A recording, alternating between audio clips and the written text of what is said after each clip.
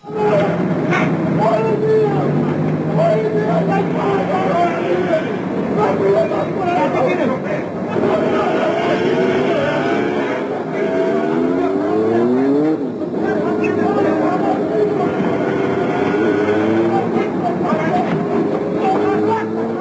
είναι η εικόνα ξυλοδαρμού του φοιτητή στην οδό Αγγελάκη στην περιοχή Συντριβανίου.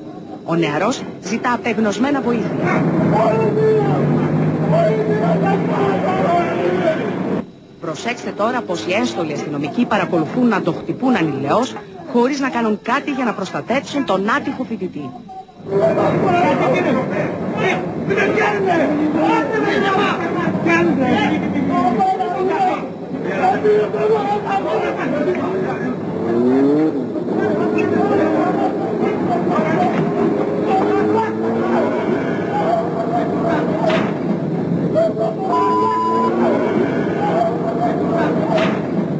Εδώ βλέπετε τον διευθυντή της κρατικής ασφάλειας της Θεσσαλονίκης, Νίκο Παπά, να είναι σε απόσταση αναπνοής και να μην επεμβαίνει.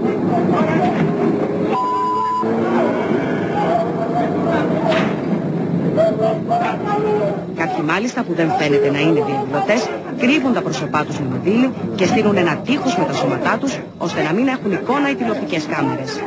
Τι λέει για όλα αυτά η αστυνομία?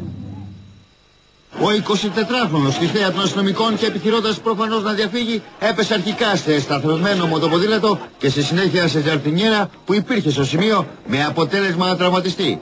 Προσδραμώντες αστυνομικοί επιχείρησαν να τον ακινητοποιήσουν και να τον συλλάβουν. Πριν όμως βρέθηκαν αντιμέτωποι με τη στεναρή αντίσταση του 24χρονου, ο οποίος τους εξύβριζε, αποθούσε και χτυπούσε χρησιμοποιώντας το σώμα του, χέρια, πόδια.